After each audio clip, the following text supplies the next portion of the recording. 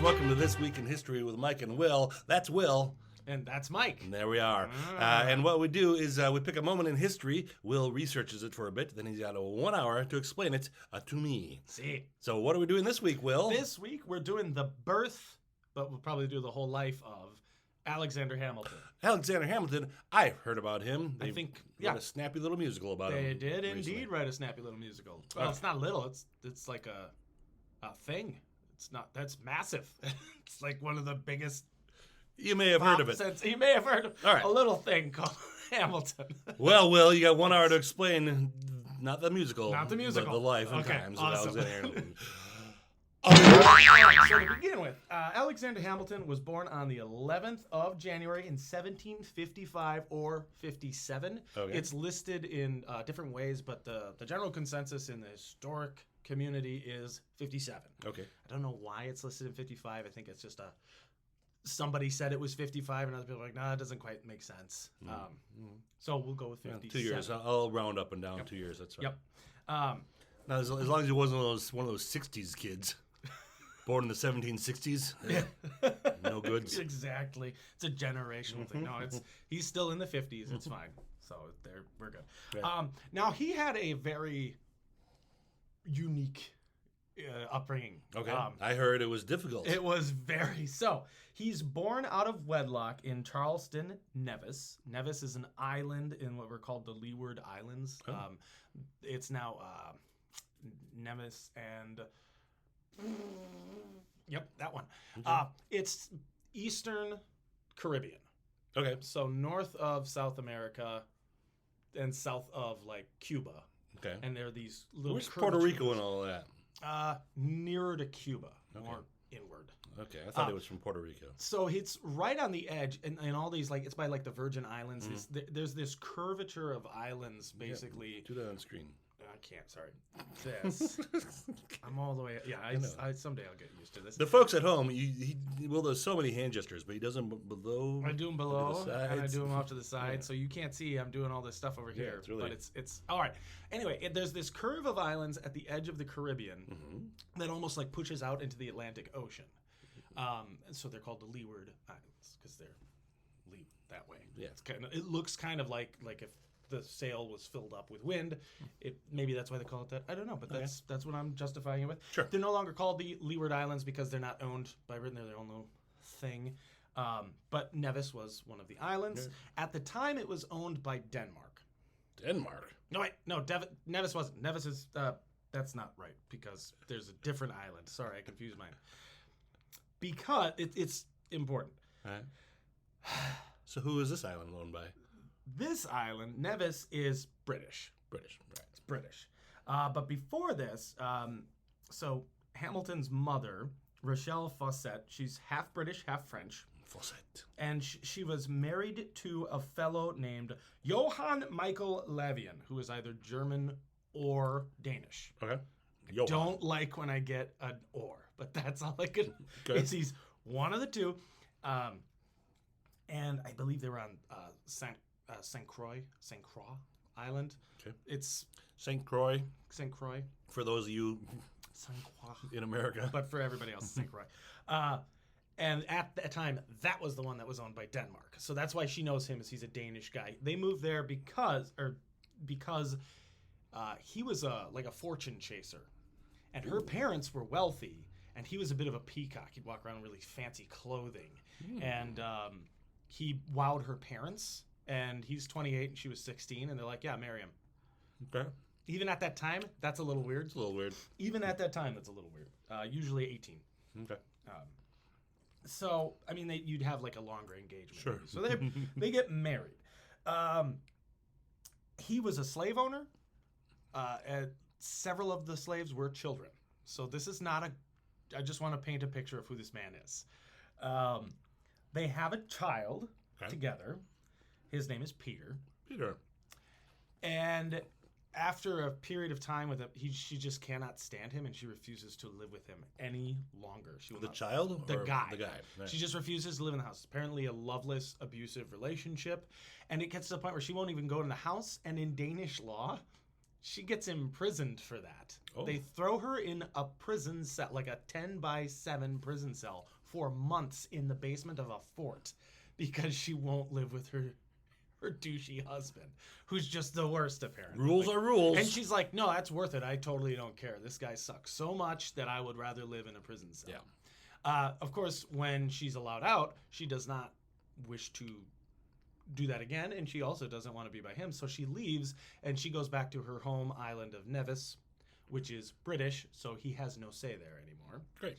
And she meets a fellow named James Hamilton. James Hamilton is the son of a laird, which is a Scottish lord. A laird. A laird. It's above a gentleman, below a baron. So it's kind of like the basic. It's a you have land. You're powerful. You Okay. come from a long nobility and are recognized by the crown. So that's a big deal. But he's like the fourth son, so he's just kind of, I'm traveling. Welcome to Bermuda. You're not there yet. I don't care. I don't know what anything is. That I'm might be in the nice islands. in general Nice. to be a lord, but only be like fourth in line, so Yeah. there's no No pressure. no pressure to But do you anything. you get money. Yeah. Yeah. So that's what Sweet. happens. He meets her. It's apparently a nice, good relationship. They have 2 kids, Alexander Hamilton and James Jr. Now, like 4 years later, so this is, let me get my numbers right. So she left him in 1750. She hooks up with James Jr. Then in 1759, she gets basically a letter saying, I'm going to divorce you for being an adulteress and an absentee wife, because she never got divorced from the guy. Oh. And she's like, I've forgotten about this. Oh, New Island, who dis? yeah, that's right. And according to the divorce, if by Danish law, if you get divorced, you can't get married again. You're not allowed, All right. which is weird. Danish law is really strict. Danish law is crazy at this. And Like, weirdly specific about marriages. It's very specific. If you don't live with your husband, you go to prison in the fort, and if you get divorced, you can't get married again. Yeah. So in 1765, so this is 6 years after later, James says, "Okay, well, I'm gonna leave now." James, The dad. The dad. Just leaves. Apparently, and this is according to Hamilton himself, Alexander Hamilton said that he believes his father left because of bigamy laws. Because she's technically still tied in marriage to her previous husband, even though they are divorced. He's like, I She want. can't get married again, and it would put her in prison, not him. Oh, you're welcome. And then he just leaves. Yeah. All right. Sorry, babe. I gotta go. It's for your own good. Yeah, exactly. I'm hitting the road. Yeah, it goes really well. So he just abandons her and her kids, and his kids too. Sure. And I think goes back to Scotland. Didn't care because I was like, well, he kind of sucks, doesn't he? He just leaves. Yeah. Like, because he doesn't set her up. He doesn't leave her with wealth or anything. He's gone. Now she has money, but it's all tied to her ex, so everything's tricky. Yeah, I bet. It's a paperwork if nothing else. It's not good. She makes a go of it on her own. She opens a business. She actually does pretty darn well, and then she gets yellow fever. Oh no! Now, yellow fever is called that because you literally turn yellow as your body dies. Jaundice. Yeah, you become like, it's gross. Yeah. It's Is very that unpleasant. mosquito based? Yes. All right. And I don't know if people know this, but equatorial regions tend to have a lot of mosquitoes, and that's where we're at. Yeah. To this day, yellow fever still causes problems, although 90% of the deaths, I guess, are in Africa because mosquito heaven. Lots of jungles and wet areas. Okay. Not great. There are treatments for it, but there weren't then. Right. And actually, it's interesting, while looking up yellow fever to find out more about it, that is the first virus that was isolated in humans that we can find that and stop it. Well, we can try to stop Ish. The best thing to do, they're like, just try not to be around mosquitoes and do what you can to make there be less mosquitoes. Sure. And have you met mosquitoes? Oh, And I it's love- tropical. I'd If love it to have less rains, there's mosquitoes. just like a bajillion mosquitoes. So this poor woman, she's trying to raise her kids, and she dies. Now, because Alexander and his brother are legally bastards, they don't get anything. And her ex makes sure they get nothing, and that all of her fortune goes to her child. Now, originally, they do get some household possessions. They get like the silver and a few things. Nice. But everything that was either her other estate or the majority of her wealth, he gets it. Right. And he gives it, well, it goes to her other son, Peter, who is not relevant to the rest of the story. So no more Peter. They move to live with their cousin, who also lives in Nevis, and he kills himself. After like a year. I don't know if it's because the kids were just awful. Yeah, that's But yeah, so just she coincidental. died in 1768, so 3 years after. And then he died in 1769. And then the kids didn't really have anywhere else to go because that guy left all of his wealth to his mistress. How old are the kids then? They're like 10? So Alexander 12, 13? is, if we go by the 57, he's like 12. Okay. I think his brother is younger. Well, if it's his younger brother, then yep. I think it's his younger brother. I honestly didn't check because after this, we don't really hear about his brother anymore either. Uh-oh. They're separated. Right. So Alexander, after his mom died, immediately went into business. He's 12. Well, got to do something. He's like, okay, well, Nothing. somebody's got to win the bread. And he becomes a clerk at Beekman and Kruger. And apparently he's pretty good at his job. Okay. He's a clerk, so he's writing stuff for people, and you can also do like porter jobs or moving things. It's a clerk. It's like a shop clerk. Yeah. You're doing whatever busy is work. required. Yes. Now, when he was with his mother, she insisted on an education for him. It was of note that he had a Jewish tutor. So there is a theory that maybe his mother was Jewish, which means he's Jewish. Because if your mother's Jewish, for those of you who don't know, if your mother's Jewish, whether you like it or not, you're Jewish. I hope you didn't just find that out now. I hope you didn't find that out. I hate to break that to the 50 some odd people that are now subscribed to our channel. Hello, all of you. But yeah, so it's an interesting thing that he might have been Jewish, and it's another nice note in our history where we see so many bad things happen to Jewish people. He was always very tolerant and preached tolerance towards Jews, which is good. Sure. He also hated slavery. So one of the things he was supposed to get when his mother died were slaves, and he said, no, I don't want them. All right. Yeah, plus, he's 12. But 12 would have been a good age to have one. You're just I can't reach the high thing. You're taller than me. Go grab the tall thing. Yeah. But he was like, even at 12, he said, no, slavery's wrong. So that really speaks a lot to the people who are like, well, it was a different time, and there were slaves then, and da-da-da. A 12-year-old kid in 1769 said, slavery is bad and stupid, and we shouldn't own people. Okay? So that argument never has held water with me. So he moves on to running this business, trying to run this business, working for this business. But at one point, in 1771, the owner leaves to go overseas. And this business is a big import-export thing. Yeah. It's a big part of trade. Plus, they're on an island. Yeah, that'd be a good place to stop a ship. Yeah. Stop in, grab some stuff, move on. Yeah. And he actually runs the business for 5 months. And he's 14. While he's here, he sees a hurricane, first time in his life. And he writes about it. Ooh. And he writes a letter to his father. So apparently they were in contact. Okay. And he's like, Dad, I saw a hurricane. But the language he used was so intense and interesting that his father was like, this is amazing writing. Okay. And he shows it to like a local clergyman. He's like, look what my kid wrote. That kid who I don't really know. I mean, I don't really know, but look what this kid wrote. Yeah. Who I don't know at all, Father. And you also have to understand that the Church of England would not have allowed those kids to inherit or be educated formally in any way because they're bastards. Once again, religion Technically just being bastard. religion, just Christians being real good, accepting, welcoming, totally missing the point of everything Jesus ever said and did. Yeah. But there we go. So his father, though, talks to the priest, and the priest is so wowed by it. He's like, "How? This kid's a clerk," and he shows it to people who are writers, and like it's a bit like hyperbolic and over embellished because he's being theatrical. He's a kid. Right. And it also was a hurricane. also, in the midst of a hurricane, you can be a little dramatic. I like to think the language was really nice, but it was all over the paper. Just, holy crap! Hold on, I got to hurricane. This is Just running with equivalent. the inkwell. This is equivalent of one of those weather guys out there in the storm. Yeah. Yes.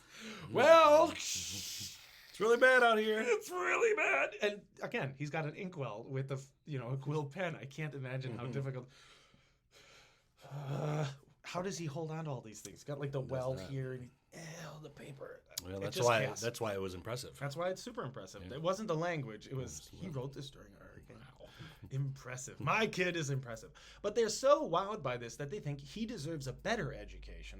So they kind of do a whip around and gather money for him to send him to New York for proper education. New York. You New can York. be a new man. He can be a new man. So in October of 1772, he arrives in Boston to go to New York. Okay. Because that's where the main There's no port is. direct route to You New York. can, but it's Boston's a bigger. All right. Go to port. Boston. It's also closer, so you just land there and then you ride the 5. Gonna grab a Uber and Yeah, which is a horse's name. yeah.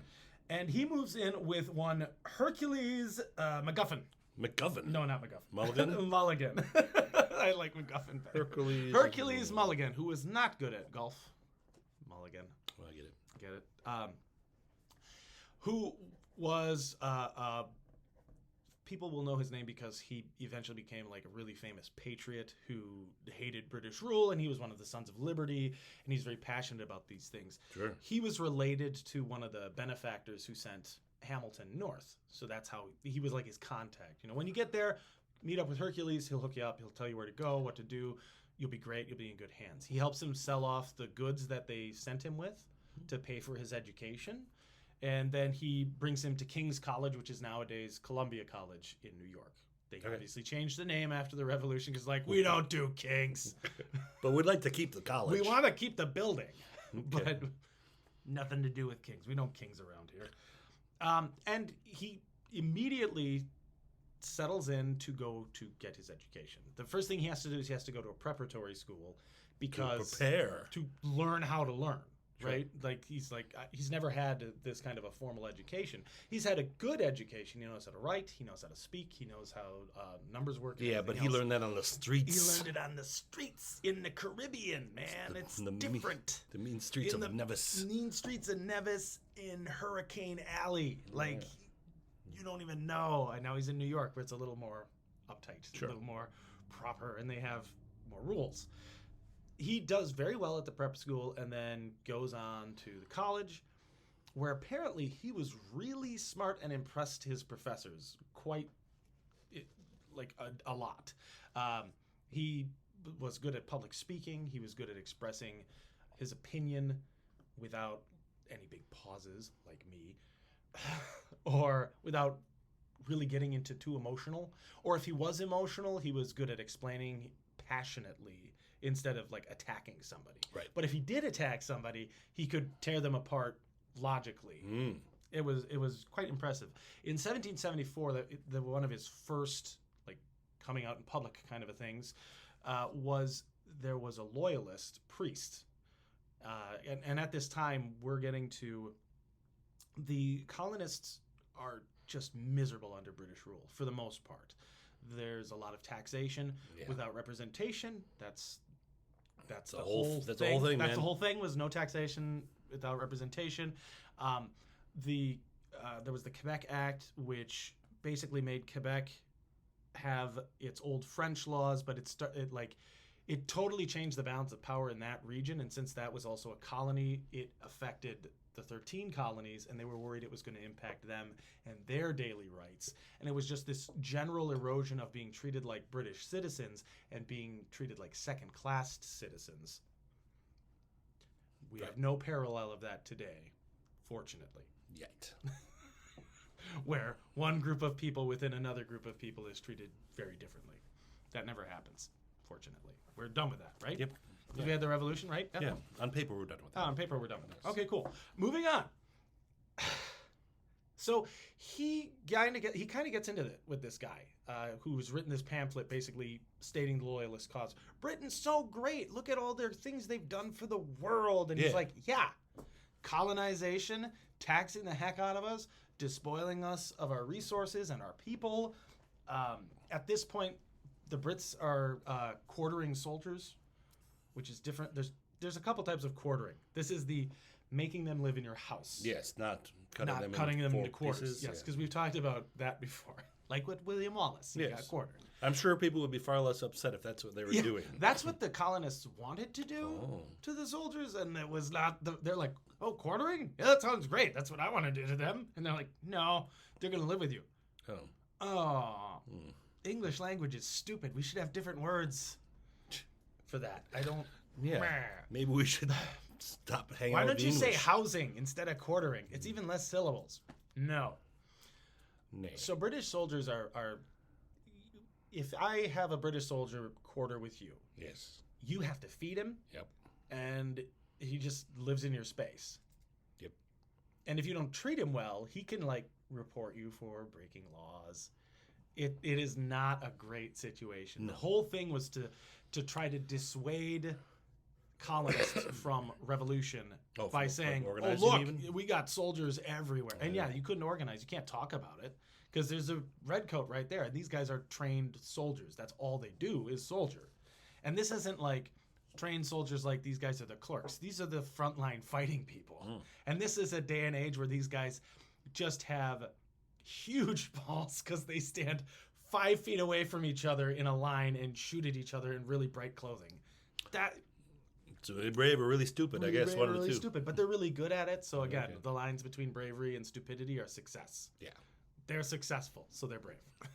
That's how I always Yeah, equate it. yeah, exactly. Because- Yes. There is no difference between bravery and stupid Nope, just success. until you Yep. look back at it. Yeah, yeah, it's a hindsight.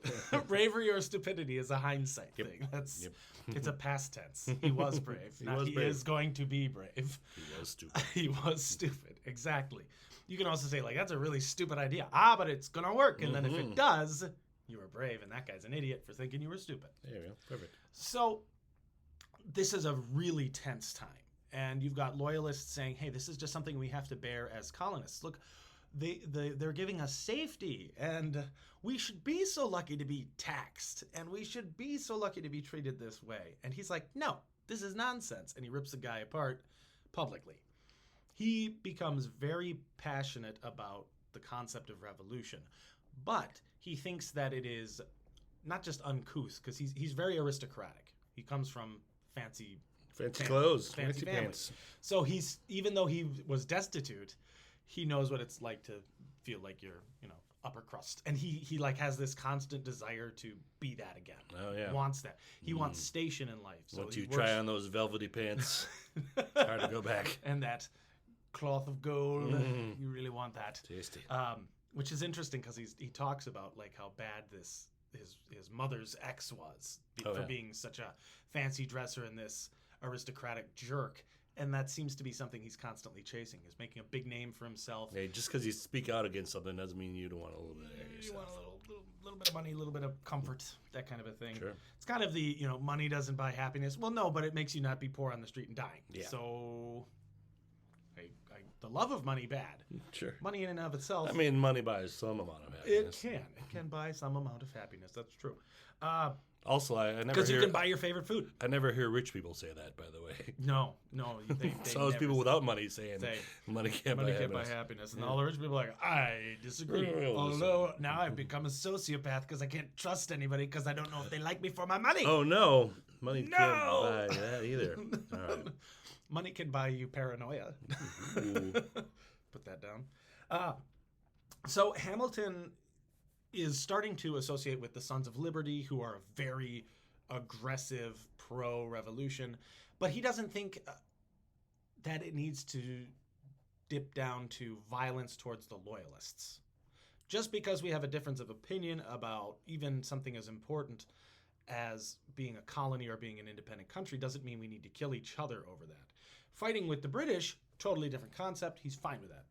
Pew, pew, pew, shoots the British. Pew pew pew. Yep, he's all about it. But each other, no, we can't be violent. And he proves this when the president of his college faces an angry mob, and he's a loyalist, and they're going to kill him. They are not just going to like beat him up. The president of the college? They're planning on killing this guy. It's an angry mob in New York. They're coming after him. They want him dead. Yeah. And Hamilton goes out and talks to the people and buys the guy enough time to run away and not die. Oh. So he doesn't like stop him. He doesn't stop him because they're like, okay, we're Distract still him an angry mob, but we don't want to kill him. Okay, can you finish the speech? Finish the speech. And he's like, oh, now you can go. And then they go in and he's gone. It sounds like, I mean, my knowledge of Hamilton is largely from the musical, but it does sound like one of his techniques is just to talk people to Yeah, he just talks until they do what he wants. Or they do what they want. Like, oh, well, the time has passed already. Well, Yep. Yeah. Oh no, No, I jeez. didn't know. Did I keep you here talking all afternoon? I'm sorry. It's interesting. He should have had a huge mustache so he could twirl it, but he didn't. In fact, this is what Alexander Hamilton looked like. Not this. That's Lin-Manuel Miranda as Alexander Hamilton. This, not this. This, not this. We're just showing this. a $10 bill on this one. We could. But no, so that actually, I had one person did ask, well, he was Caribbean, so wasn't he like darker? Like, no, because his parents were Scottish and English/French, so like the whitest people in the world. So he was probably like a lobster. He's just red because it's really sunny in the Caribbean. Yeah. But just because you are from the Caribbean does not mean you're like a local islander. Right. It's like he's a white guy who grew up there. Yeah. So very different. No disrespect to Lin-Manuel Miranda, but he does not look like that guy, which is good because he's kind of a anyway. Hamilton though, while during this, he does join a militia because he's like, this is going to get serious. A well-organized one? It was. It wasn't quite regulated, but it was organized, and it was training because they knew that the war was coming. So he started to study independently tactics, military history. He was very. He knew that it couldn't just be, oh, we got guns, pew pew, fight the British. He's like, no, we got to be serious about this. We need to study. We need to actually learn tactics, and we need to understand strategy and warfare. This is not a game. Real bullets and not just say pew pew. Exactly. The pew pew pew. That's not been working, guys. No, that is you can't not just go at all. pew pew pew with a stick. Like, I know, Hercules, you've been doing this whole time. It's not working. I thought I could just go pew pew and they'd fall down. Is that why we're not a free country in Ireland anymore? That might have something to do with it. Oh, we'll have to tell the lads about that. Poor Hercules. Poor Hercules, who was Irish. That's why he gets the Yeah, Irish okay. Yeah. I was wondering. Okay. I just wanted to be Irish for a moment. That's right. So he's training with all these guys. So when the war actually does start in 1775, at the Battle of Lexington and Concord, Yes. he's ready. His militia unit is called the Corsicans. Corsica was a republic that 6 years before the revolution had been like annihilated. And it had a great deal of sympathy in the colonies because they're like, oh, freedom. And you killed it. You monsters. New rules. So that was something that they felt very strongly about, and Hercules was in it, I think, or at least affiliated with it through the Sons of Liberty. Okay. Because I think Hercules was more of a firebrand Patriots type guy, where they're running around stirring up trouble. Yeah. And these guys are a more formal militia, but they did work in tandem. Well, yeah. Because before the war, I suppose there was more poking. yes, poke the bear. But afterwards, once the war actually started, so the British occupied New York right away. That was theirs. They had thousands of soldiers garrisoned there, so it was like, this is ours. We just own it. I say. And the Corsicans, who became also, they changed the name to the Hearts of Oak, which is the formal name of their regiment in the New York militia. Hearts of Oak. The Hearts of Oak, just tough. Yeah, I get it. Yeah. Well, apparently It's okay. they knew they needed cannons Yeah. for the war effort. And there's a part of New York today still called the Battery. And a battery was where you put a lot of guns, not where you charged things or powered electricity. This is before that. But it is where you store power. It is where you store power. Firepower. Sure. So under attack from a ship, which is a British warship, so it's shelling them, Yeah. they basically charge through the city on a raid and steal a bunch of guns. Steal their They cannons. steal their cannons, and that's how they become a formal artillery unit for the rest of the war. Is we stole these from the British, which I think is awesome, and That he is fun. led that. So the one dispute I do have with the Hamilton musical is it kind of underserves. I was going to say underpins and underscores. It doesn't do those things. He was an actual military man. No. They kind of portray him as a guy who's like a clerk and not trusted with military command. Yeah. But he starts with military command and bravery, and then he becomes jaded by not having that later on. Because for the first 2 years of the war, up through 1777, he's in battle after battle after battle. There's a bit where they're taking Out New there York. on the streets. Yeah, he's on the streets with his unit, and he's in charge of these guys. And let's go, let's charge. And this is a time where the generals and especially like the lower officers, captains of units, they were on the field. You were there. You're not like sitting back on a horse going, oh, go over there. Forget it. You have to be there. There's so much smoke. There's so much noise. You have to be involved in the fighting. There's this great bit where the British are in New York and they decide to seize a building to try to hold out. And Hamilton grabs 3 cannons, just carries them. But he gets his cannon crew and they drag the cannons through the streets and blow the door, or like just start blasting this building. And then the unit charges up, knocks the doors down, and like, okay, so we have cannons pointed at you, and a bunch of guys broke the door down, and we're ready to kill you. And then a bunch of sticks with little white flags poke out of the building. We'd rather not fight any longer. Aha! And they accept their surrender, and then they move on. And so he knows what he's doing, apparently. Yeah. Or Well, he's- once you can move a cannon around easy enough, Yep. I guess you can do whatever you want. And this is a time where artillery is mobile, but it's still knowing where to put it and exactly how to position things is really important. That takes a lot of education because you can't just guess it out Yeah. with artillery. You have to have like a mathematical knowledge of geometry, how much powder goes into it, and as a commander, you're supposed to be able to guide all of this. I know we're halfway done. I'm just letting I the folks know where we Well, are. because I think a lot of the time we I'm talk with about you. his later life achievements, Sure. which each one could have an episode. Sure. But his young life is pretty darned interesting. You do as much as you want. You I got an won't. hour. So this is 1777. So he's 20, and this is his life. Yeah. This is an adventurer, intelligent guy doing all kinds of craziness. But he comes from Back when I was 20, I could move a cannon around myself as well. yeah, I could. So. I mean, I was in the army back then. That's all we did is move cannons. Yep. That's all we did it. I mean, I usually wouldn't have to with these cannons. Yeah, that's right. You got those big guns. His version of the 21 gun salute is just the inches around the board. Sorry. Who are we talking about? You're Oh, big strong guy. No. Hamilton, that's Hamilton. So Hamilton shows that he has pretty solid understanding of battlefield maneuver and tactics.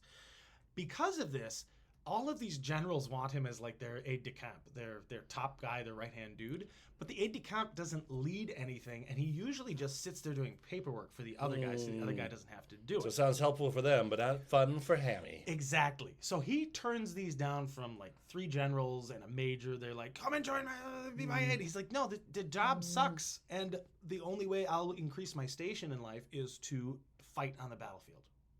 Until His Excellency George Washington, that's what he called himself, His Excellency. That was his That's what he called himself? demand, was that they referred to him as Your Excellency. Starting when? Which, like, immediately after he got command. He was given command of the army, and he's like, you'll call me Your Excellency. Yeah. The ego on this guy. I guess. With his crappy teeth. That's a whole thing. Yeah, okay. He didn't have wooden teeth. Yeah, I've heard. That's a dumb idea. That would be the worst teeth ever. Yeah. They're still splintered. fake teeth. They were fake regardless, teeth, right? though. And apparently excruciatingly painful. Yeah. Don't care how nice they are, but if it's big ivory choppers with springs and stuff, Ooh. no. it's not Held great. together by wood. I hate you right now. But Hamilton sees this as it's an offer he can't refuse. This is George Washington. Yeah. This is the guy. I mean, I don't know his future, but he looks like he's going places. He's going places. Well, for some reason, George Washington is like the most respected guy in the colonies. He's one of the few guys who had military experience, even though it was bad military experience. More than we got. Because he murdered a French envoy. That was what he did. That's like his big military achievement. We'll talk about George in another Oh, episode. yeah. We're going to talk about that one because... But he really was the best guy they had. Yeah. And Hamilton says, I'll work for this guy. So in 1777, he basically gives up his field commission and says, I'll work for Washington as his aide-de-camp. And he does everything for this guy. He takes all of the notes. He writes everything down. He does all of his dispatches. So all these letters we have from Washington, a huge chunk of them are probably written by Alexander Hamilton. Oh. Because Washington's so busy planning 12 million other things. He's like, take a letter. I'm doing this, and write this down. No. You go there, and you go there, and don't write that part. Scratch. All right, now dispatch. And it got so people got used to seeing like Hamilton's name on the things. Like, George told me to tell you. Okay. Yeah, it's probably phrased that way too. Yeah. George told me to tell you. Well, it's interesting because in 1781, they actually have a major disagreement over something stupid and small. Oh. Which probably was, he called him George. And Washington Hey, just Georgie got boy. pissed. Because Washington was a big, like, decorum. This is a gentleman who owns, like, 100,000 acres. He basically sees himself as nobility. Yeah. And he's like, no. There will be no cursing. There will be no spitting. He had, like, strict rules. Like, you won't do this in my presence, or I will crush you for being not a gentleman. Also, he's, like, 6'1", 6'2", in a time where most people are, like, 5'8". So he's, like, towering above him. He's like, what are you doing? Did you just swear? No. I think you swore. Get out of my command tent! Also, my teeth hurt. My teeth hurt all the time. Okay. So Hamilton and he have this disagreement. And Hamilton basically like, I'm not going to work for you anymore. You suck. He gets like really mad about it. He doesn't let it go. And it drives him to want to go back in the field again as a soldier. So he's been for almost 4 years Washington's guy. At some point during this... we got to be getting close to the end of the war, though, right? Yeah, 81 is... Every year that it goes. Yeah, 81 is the end of the war. Okay. But he meets his wife, and they get married. Yay, because they have some downtime, because he's in garrison quarters. Yeah. If he was on the field, he wouldn't be able to do that. Oh, there you go. They have a pile of kids. Yep. This is a big chunk of the musical. This is a big chunk of the musical. Go watch the musical. Because there's so much in this guy's life. Yeah. And there's the personal relationships are important to help understand the man, because he was unfaithful to his wife. That's not okay. There's never a time where that's like okay. And yet it happens all the time. And it happens all the time, but it's not okay. Okay.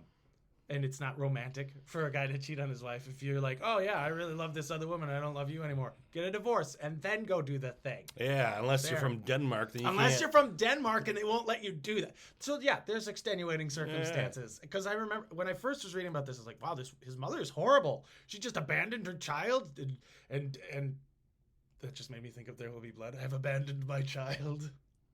You've not seen this? There Will Be Blood? Oh. No. Oh my goodness. Daniel Day-Lewis. Anyway, but she abandons her child. She abandons this guy, and then I started reading about the guy, and I was like, oh yeah, I'd abandon him too.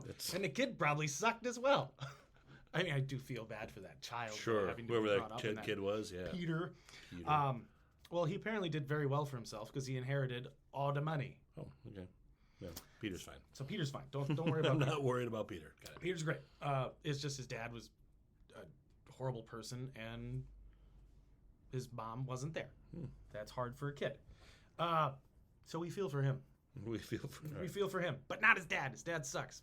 So anyway, Hamilton finally is like, I want to be in the field again. I want to fight. I want to fight. I want to kill some British. I got these cannons I've been dragging around with me. I gave up my unit, but I never gave up the guns. He's just like dragging 8 cannons behind him everywhere, on top of all the paperwork that he's doing. Alex, did you take the cannons? No. Clunk, clunk. I thought we might need them. You don't know. Every time they like camp, he fortifies it. Yep. 18 Surrounded by cannons. Just nobody's coming near Washington. I like that idea of Alexander Hamilton just carrying that. He's like, I've got a message for dispatch. Are you going to shoot it through the cannon? Maybe. No. I was going to give everyone T-shirts this way, but now... You know what? You guys just lost your T-shirts. Yeah, fine. Fine. That was what the disagreement was with Washington. T-shirts. He just kept shooting the cannons. Yeah. Yeah. Stop shooting uniforms at our soldiers. What are you doing, man? I'm telling you, once you steal a cannon and use it, it's got to be, you got to use it He's again. like obsessed with cannons. This is so cool. I don't care what I have to do. I'm shooting everything out of it. This is awesome. That's what I would do. Sending a message to Philadelphia by cannon. He starts talking to Franklin. Sure. I have an idea for how we can send messages. It's going to be great. Another duty that Hamilton had was he was in charge of intelligence, or at least dealt with intelligence, so the spy network. There's a fascinating number of books on the subject, but there's a really interesting television show called Turn. It was Washington's Spies.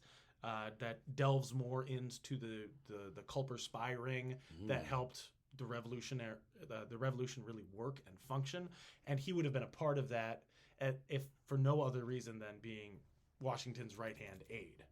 And Washington, obviously, he took charge of the majority of these things. So if there's spies and intelligence gathering going on from the military and it has to go into the civilian side, Washington knows about it.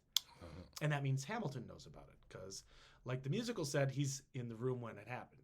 Every time he's in that room. Or the tent, in this case. So finally, because he really wants to go back to war, he sends Washington a letter with his command in it. So it's his it's basically he tenders his resignation. Yeah. It's got his commission is what they would call it, the officer's commission that says, you're an officer in the army, and he sends that to Washington, and he's like, all right, well, if you don't give me command, you can have my commission. I'm not going to play this game anymore. I'm going to retire. And Washington's like, oh my God, fine. But I really think it's because Washington thought he was invaluable to have at his side. Sure. So he gives him command, and like he did before, Hamilton is a really good field commander. Again, that's my one big beef with the musical is they just kind of overlook that he's really good in the field. So they send him with Light Horse Harry Lee. He's called Light Horse because he's apparently just the best horseman ever. He's really good. He had a son, one Robert E. Oh. So we can hate him for that. Are they both generals? Yeah. Yeah, all right. Yeah, one of them sucks and one of them's great. Because one of them's a dirty traitor and the other one is a dirty traitor. Well, it's only treason if you lose. That's right. And it's not from their perspective. Bravery and stupid. Yes. Treason and revolution. And revolutionary. So one's a revolutionary, one's a dirty traitor who just wanted to own people. If only the South had won. Yeah, then they wouldn't be dirty traitors. Yep. But there's a dirty traitor who wanted to own people. So that's my views on them. I just us'd them really hard. You did, that's fine. I don't think we have a big contingency of Southern. I don't think so either. And if we have any Confederate apologists, you can go elsewhere. We don't but also say hi before you leave. Say hi and then click like, subscribe, share, and then go away. Because that's an opinion I don't actually care about. So Lee though is one of Washington's best field guys. You go do the thing.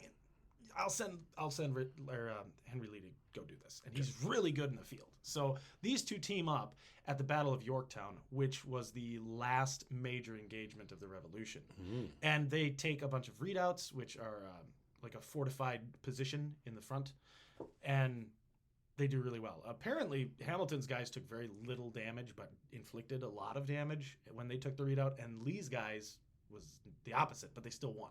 Okay. He took pretty heavy casualties, but I think it was because light cavalry isn't always great at taking positions. So either way, Cavalry. Hard to get off the horse. Hard to get off the horse. Well, he's a big target right across the field. Yeah. Or it might have just been that the redoubts, the one that Lee took, had more guys in it and was therefore better defended. In any case, it helps them win the war because of his intervention and his hard work. So again, they underplay that a lot with Hamilton actually being a soldier, not just a command tent guy. Okay. He's actually knows what he's doing. Yeah. So after the war, You can only do so much in a song. I mean, it's a 3-hour musical already. True. Yeah. But that's why it's frustrating to me, is because he's kind of harangues on this fact that he hasn't ever gotten a chance to prove himself. Yeah. But he did nothing but prove himself, and that's why he became Washington's aide. It wasn't just he was smart, yeah, and they liked that, but he was really good in the field. So it was kind of where's his value? Was he better Right. as the smart guy, or was he better as a field guy? Yeah. And in that situation, honestly, probably better as the smart guy. A soldier on the streets and a freak in the tent. Yeah. Freaking the sheets, like The sheets of sheets. paper. Yeah, there you go. There we go. Aha. Yeah, we'd figure out that joke We got there. It took two of us. for that crappy joke. For that horrible joke. And also bear in mind, though, this is when we have the legendary gay German Friedrich von Steuben. Oh, von Steuben. The Good Mars of war, like the god of war, who Yeah. I absolutely adore. So Washington's like, yeah, I got that guy. And I've got like Lafayette, and I have all of these foreign mercenaries now coming in to help train the military. Yeah. I can use your mind to do all this other stuff to help me organize the military, which is really vital. So it's a combination of like Hamilton's brilliance with administrative work, von Steuben being just a beast of a soldier and like the best military trainer of all time, and then Washington kind of putting all these things together. I think that's why Washington really earns his credibility as like this great general, is because he knows who to pick for what job. A good team leader. He's really good at delegating the best stuff. He knows who's the best field commander. He knows who's the best at this, that, or the other The best thing. caterer. Best caterer. Or he knows the guy who knows the best caterer. Sure, yeah. It's probably the French guy. Probably the French guy. So they win the revolution. They're actually, between the Treaty of Yorktown, which ended like the major engagements, there were still battles for like 2 years after that. Yeah. And it wasn't until they had the Treaty of Paris that the English finally left. It's hard to leave America. for the English to leave. We gotta leave, and then it's a long, wet way back home. It's like a month. And yeah, during this, it's like they send Franklin over. And the one bit about the musical that I adore, though, is they really play up Jefferson just not being there for a huge part of the war. And then he comes back, what did I All of Act miss? 1. Yeah, it's like, where were you, dude? I was in France. Yeah. Which was vital. Sure. Because without the French, and I cannot stress this enough, without France, America would not be a country. Yeah. Without foreign aid, we would not exist today. I mean, we might still, but the country, the United States of America, would still be a British colony because they needed foreign help. That's what the whole Declaration of Independence was about. That's what everything was about, was getting foreign people to go, yeah, we recognize that you're a country, and we'll trade with you when the war is over, and we'll work with you, and we'll help you gain your independence because we're cool like that. Good thing our friendship with France has never wavered one way or another. Yeah, We've always helped them out of every situation. yeah, there's a couple of years where we didn't. But 2 world wars, I'd say. Sure. Eventually, we helped out. Yep. All right. So, yeah, because right after this is the French Revolution. And Jefferson is a huge fan of the French revolutions. Yeah. And now we get into post-war. What does Alexander Hamilton do with his life after this? And this is the parts that we know a huge amount about because he writes a lot. And we have a huge amount of books, we have letters, we have pamphlets, and he's this massive idea guy. He is one of the framers of the Constitution because he says, well, this works and this works and this works, but this doesn't work. Now, what's interesting about Hamilton, and he writes the Federalist Papers. He wrote, I think, 51 of the 86 essays. Most. So he writes the majority of it, along with Madison, and I forget the third guy. And the other guy. And the other guy. That's James Taylor. Is it? Something like that. James Taylor is also James a singer. Taylor is the singer, but I think it might be Taylor. Steven Tyler. Steven Tyler, who kept just saying "Dream on, dream on." Love in the elevator. What's an elevator? Never mind. No, it doesn't matter. It'll be cool. It's a European thing. But no, so he's this huge framer of the Constitution. Last week when I said that I get mad about Hamilton, it is because of this. Not because of him, but because people love to use his Federalist Papers. So we have like the Federalist Society, which is always like states' rights this and states' rights that. And he thought Confederation was stupid and states' rights are always secondary to federal power.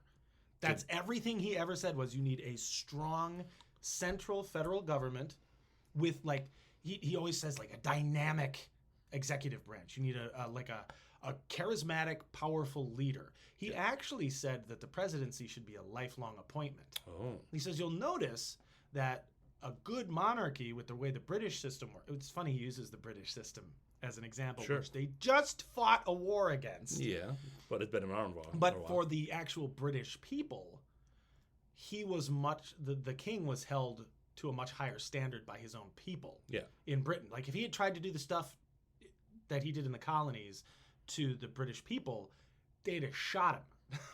Yikes.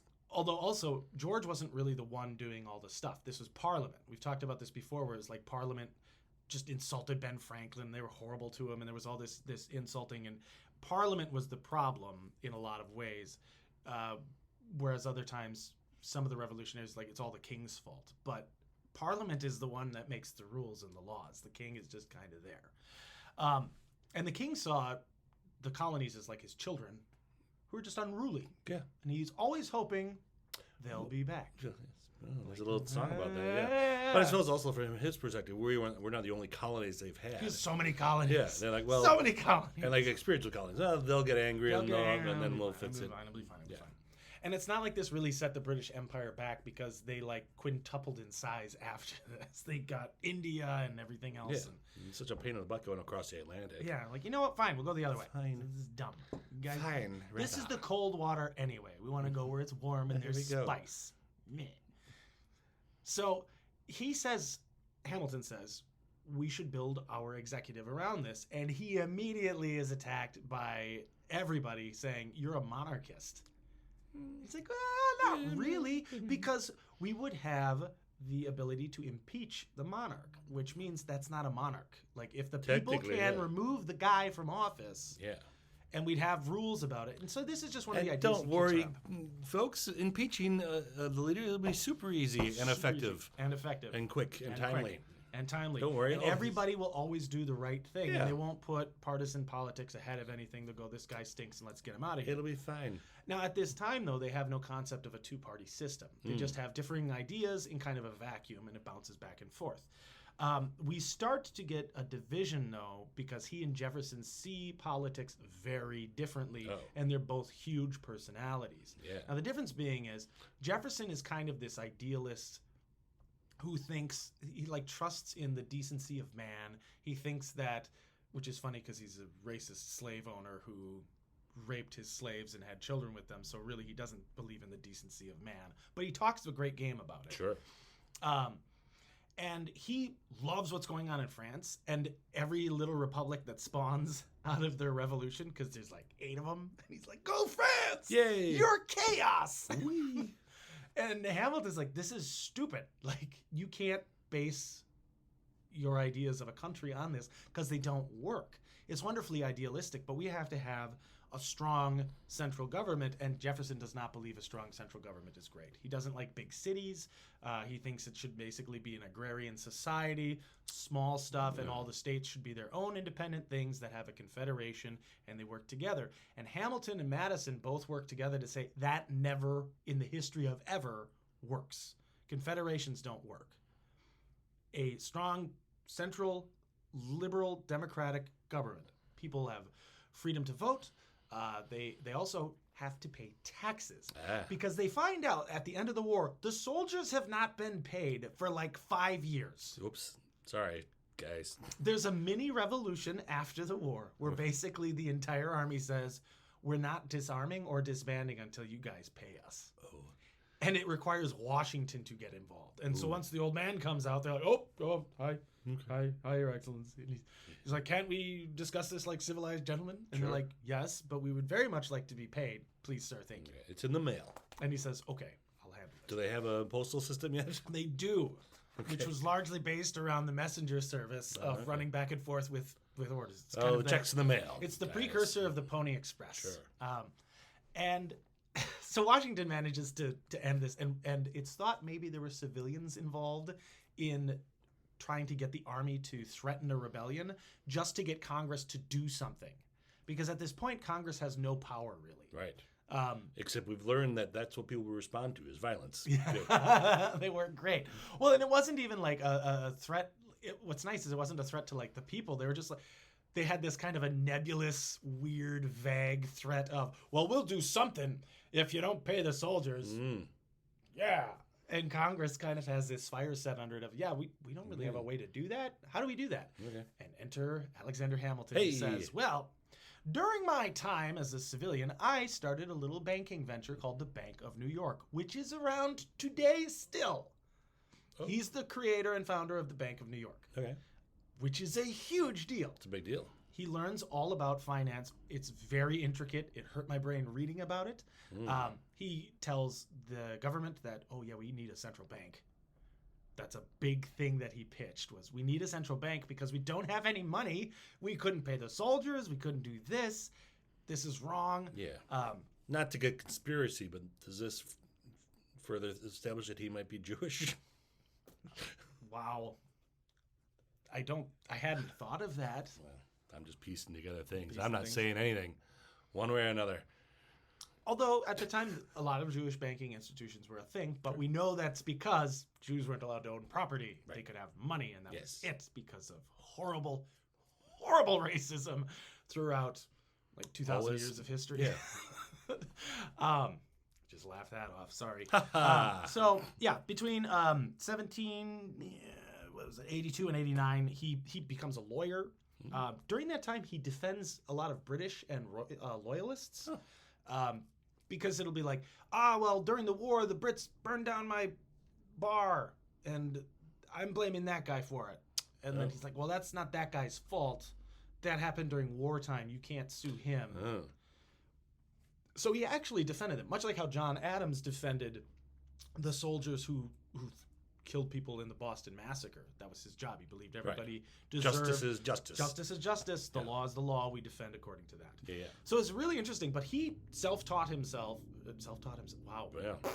He self-taught how to do law, and then he passed the bar on his first try. Nice. Pretty impressive guy. Now during this time, this is when he really builds up the Articles of Confederation have come together. The Continental Congress has gotten together to discuss creating a constitution, and they have the Articles of Confederation is the original version of our government, and it's garbage, and he hated it. And he said, this doesn't work. I don't like any of it. And that's when the Federalist Papers come together, and he really starts pouring into the Constitution. And eventually the Constitution is ratified, and he's one of the big movers and shakers of getting it ratified. He's one of the main writers of the Constitution. In 1789, he becomes the Treasury Secretary because he knows how to organize and make money. And they're like, please, God, do this. Okay. He comes up with a federal mint. He bases it all off of was based off of Spanish currency by weight because the Spanish coins were the most commonly used coin. So doubloons. Yep. But he says, pieces of 8. He wanted originally pieces of 8 was the coins would be clipped into eighths. Yeah. And he's like, eighths is stupid. Let's use tenths. Decimal system. Metric. And he's the guy who's like, we'll do it that. Which we almost got the metric system in this country. We were so close. But with our money, metric system. And he's like, we'll have like copper coins for the little ones. And then we'll have little silver coins for 10 cents and all the way up through 50-cent pieces. And then we'll have dollar coins, $5 coins, and $10 golden eagles, they called them, which is cool, big gold coin. But most of the currency was silver. He originally wanted like a solid gold standard, but they eventually settled on it's like a 15-to-1 ratio. 15 of this amount of silver equals 1 of that amount of gold, kind of a thing. It actually worked really well. He wanted the idea of the average citizen to have money, to actually like daily touch money. That was not a thing for most people. Really? Most people did not touch money. Okay. They just didn't have any because all of the money was like silver. And if you are poor, you have like 1 silver coin in your household, like maybe. You don't have money. Right. But now he has the halfpenny, which is just this little tiny coin. The joke of don't spend it all in one place is not as funny to those people. It's not funny to those people. But but at that time, a halfpenny could get you like a loaf of bread. A halfpenny? A halfpenny, yes. So he's really big on promoting this idea of everybody has money. We're a capitalist society. This is what we'll build it off of. So he's a huge framer of this concept of free markets and capitalism, but also with really good government oversight to make sure you don't have corruption, you don't have all of these divisions. The problem, though, is because he becomes so divided against Jefferson, and they start having personal bickerings. And Jefferson's right-hand guy is Aaron Burr. Oh, And he and Hamilton never get on. They do not like each all other the way to the end. at all. They really don't like each other. And they're like staunch opponents to the point that even after there's a presidential election after Adams, and Adams was the president while Hamilton was Treasury Secretary, and he did not like anything Adams did. He wanted to go to war with France, which I think is stupid. And Adams was like, I don't want to go to war with France. We are a baby country. This is a stupid idea. Why do you want to go to war with France? Because France was annoying him, basically. Like, Hamilton saw what they were doing as a threat to the country, and Adams thought peace was a better way to handle it. I think part of it, too, is from his personal beef with Jefferson, who is such a Francophile, that he's like, everything that France does is wonderful. And he's like, no, just shoot him. France used to be cool, and now it's a bunch of crazy rebels. Okay. Pot, meat, kettle. Yeah. So he eventually resigns from the Treasury's position. And he's like, I'm done. Going back to being a civilian. Okay. And he spends the rest of his time writing about political ideologies, really pushing this concept of federalism versus this confederacy idea. And it creates this two-party system between his views and Jefferson's views. Jefferson is what was called a Democratic Republican, which is very confusing for people nowadays because we have Democrats and Republicans. Yes. But their idea, it's not even like a liberal versus conservative thing, because some of Jefferson's idea are borderline anarchy, but then other parts of it are hardcore conservative ideas. So it's really weird. And then Hamilton believes very strongly in a central government that has power, which is fairly conservative because it takes away from the individual freedoms of others to make sure everybody has the same freedoms. That's how that works, by putting more responsibility. But you have to have faith in this central government, and that's the Federalist Society, the Federalist Party. And that eventually becomes the Federalists fade out, and then the Democrats just become the Democrats, and that becomes like the slave state people. And then you have the Republican Party come out after the Federalist Party kind of dies, and you get Lincoln and all that stuff. And then in the 60s, they flip, which is a whole nother thing. Yeah. And the bull moose were in there somewhere. There was the jackass thing is literally from like a political cartoon of here's a jackass kicking a lion, and then the donkey people, I think, is that the Democrats? Yeah. Then they're like, we'll take it. Fine, we're going to own the insult. So anyway, the feud with Burr reaches a head when Burr runs for president, and it's basically between Jefferson and Burr, and Hamilton's like, Burr is an unethical piece of trash. I don't want him to win. Yeah. And he votes against him, and Burr loses because of that. So then Burr tries to run for office in New York, and Hamilton immediately jumps on it. And he's like, no, he's a garbage human being. He's got no ethics. Screw that guy. Meh. And Burr has enough. And he's like, you know what? Let's fight. We're going to have a duel. We're not going to fight with our fists. We're going to shoot each other.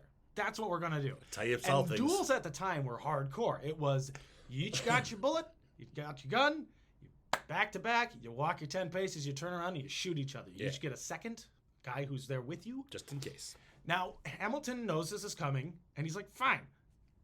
But it's a duel of honor, not necessarily to the death. So he writes a letter saying, I'm just going to shoot off randomly at nothing. He's going to shoot up, he's going to shoot down, but he's not going to shoot at Burr. Yeah. Well, then they have the duel, and he thinks Burr's going to be a gentleman about it too, and they're just going to face off, and it's going to be fine. Yeah. And Burr shoots him in the, like, pelvic hip area, in the front of it. And the bullet basically ricochets into his spine. So Hamilton shoots at nothing, and Burr shoots Hamilton, and it's not a clean shot. It hits him in his guts, and he drops, he's paralyzed, and he gets carried away, and Burr's like, ooh! Whoops. Sorry. I just, I saw you and And there's a lot of disputes about who fired first Right. and what. Well, so we'll for have all to- we know is Burr shot him and then Hamilton missed because he got shot, Right. or Hamilton shot and then Burr shot him. Well, let's look at the tape. Yeah, we don't We don't have have one. Son of a gun. Oh, well. 31 hours after that, Day and a half. Hamilton dies. 31 hours with Long a time. bullet in him is just sheer agony. Yeah. And he finally dies, and it was very sad and it was brutal. But he leaves behind this legacy of he created the Treasury Department, he created the First National Bank, which good or bad. He created the Mint. He helped craft the Constitution. He wrote the Federalist Papers. Without him fighting, there probably wouldn't have been as much success in the war. Like, this is a hugely important character. Yeah. If you want a more fun version of it and a much longer version of it, you can watch the musical, Sure. which I do recommend. It's very entertaining, very good stuff. Lots of good information. But yeah, that's in an hour. The life and times of Alexander Hamilton and his really rough childhood. Mike, I just love the 12-year-old clerk. What do you need? Are you 12? Yep. Yep. Running this Put a business. little fake mustache on. It'll be fine. It'll be fine. Hello. Well, that was Alexander Hamilton, and that was This Week in History. Yeah. We didn't pick a thing before the show for Next Week in History. Oh, I did. Do you? Oh, well, yeah. then I'm going to learn what I'm it is actually prepared. right now. So next Yeah, week in we history, normally discuss it, but we'll be talking about... We're on a bit of an independence streak, and we wanted the modern one. We're doing the Irish Declaration of Independence, which was the 21st of January, 1919. All right. So that's my 20th century one for the quarter. Very nice. All right, Irish Declaration of Independence. So Yeah. expect some more revolution talk and Irish accents. Oh, that's all Irish accents. If you have any gonna comments or corrections or things you want to talk about, put that in the comment below. Yep. Like and subscribe. I was supposed to talk about the thing. Talk I about said it the my thing. surprise, but because I didn't get the picture yet, Oh. I can't set it up. Okay. I have transferred the first 12 episodes of our vlog into just an audio format. So Ooh. we will be uploading it onto Spotify as just a pure podcast. Okay. Now that I have all the stuff that I need, that should be coming up in the next week. Okay. I'll put the links for that in there. So if you want to hear history and don't want to look at our faces, Which is understandable, you can listen to our podcast that way. All right. So without anything else, Will? No, like and subscribe. Make sure you tell your friends to like and subscribe. I yelled at people on Facebook, and we got like 10 more people, which Yeah. is great. I'm going to do it again. People love peer pressure. And then also, if you have any ideas or events in history that you really think are fascinating or you Yeah. want to know more about, and you're like, Will, go read up on this for me, let us know. There's so much history to talk about. I'll run out of stuff that I can think of. So just We let me know. are very suggestible, so give us a suggestion. And then also consider becoming a Patreon. Yeah. All right, that's all the ads. Thanks for the This Week in History, Will. Oh, yeah, no problem, Mike. And we'll see you all next week. Bye, guys. Bye.